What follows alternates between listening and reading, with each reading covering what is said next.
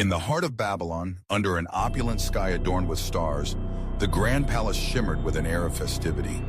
The great halls were filled with the sounds of laughter, the clinking of goblets, and the soft strains of music that wove through the air like a silken thread.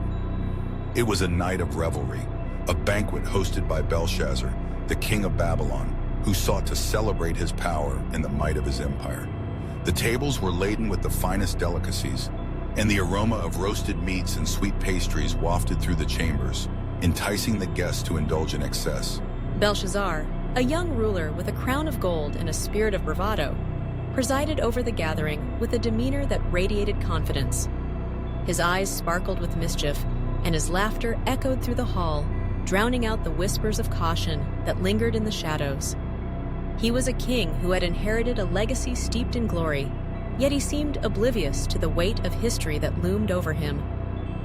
As he raised his goblet filled with wine, the guests followed suit, toasting to their own greatness, their voices rising in a cacophony of arrogance. Yet, amidst the revelry, there was an undercurrent of tension. The kingdom of Babylon, once an indomitable force, now faced threats from the encroaching Medes and Persians. The walls of the city, towering and formidable, were a false sense of security, a fragile barrier against the tide of fate that loomed ever closer. But on this night, Belshazzar was determined to cast aside any thoughts of impending doom.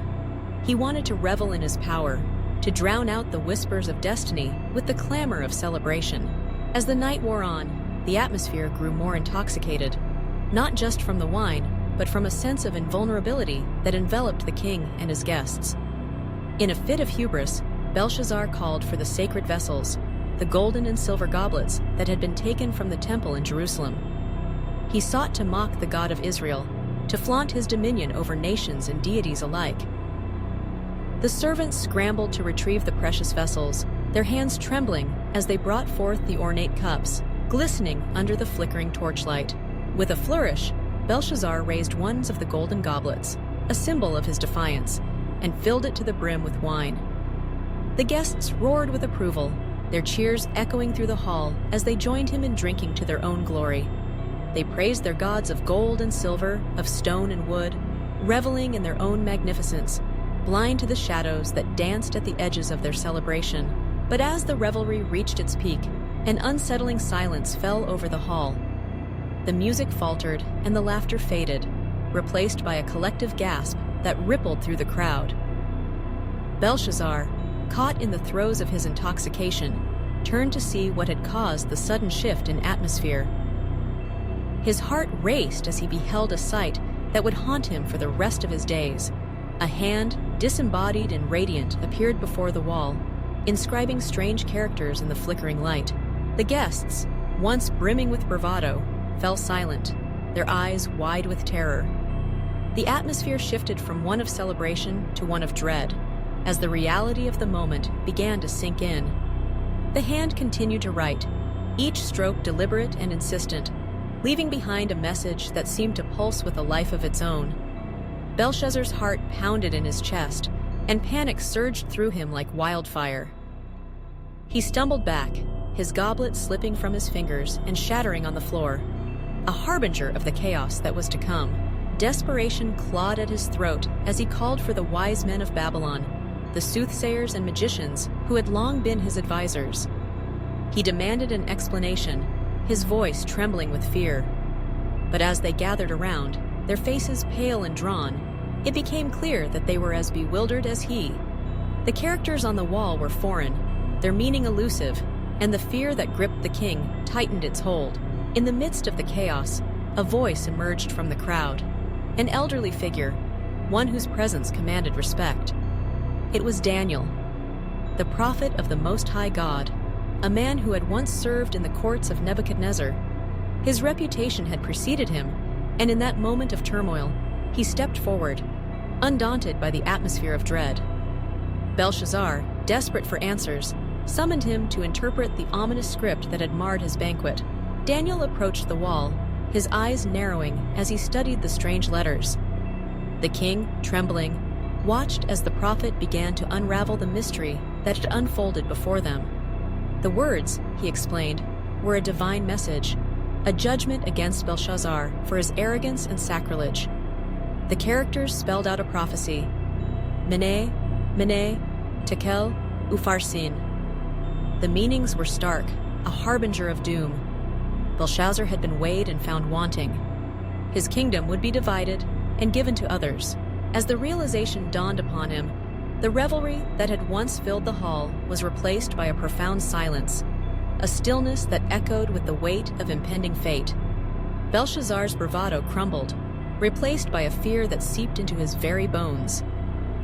The banquet, once a celebration of power, had transformed into a testament to his folly, a reminder of the fragile nature of human pride.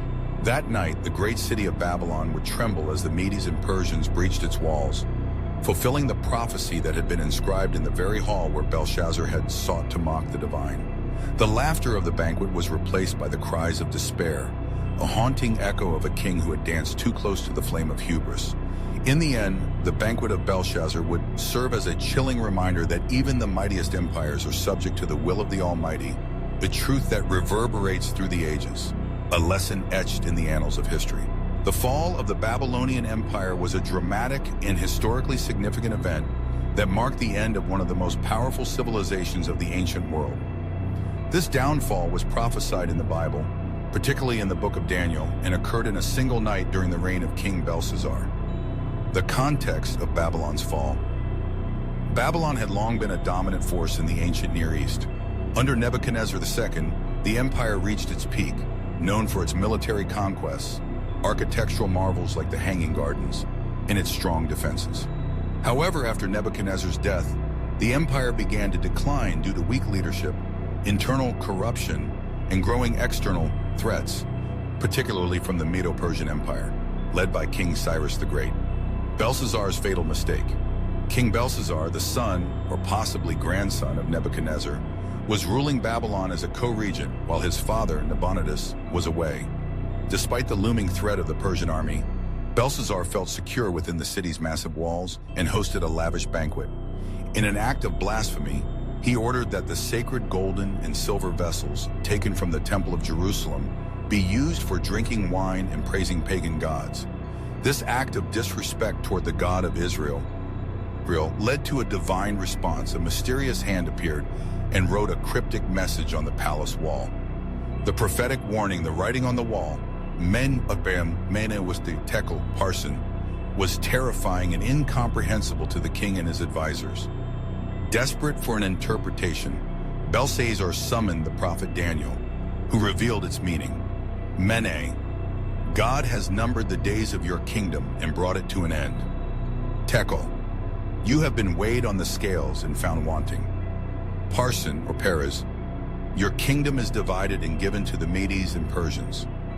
Daniel's interpretation was a clear and immediate warning. Babylon's time was up, and his fall was imminent, the swift conquest of Babylon. That very night, October 12, 539 BC, while the banquet was still ongoing, the Persian army, led by Cyrus the Great's general, Baru, executed a strategic attack.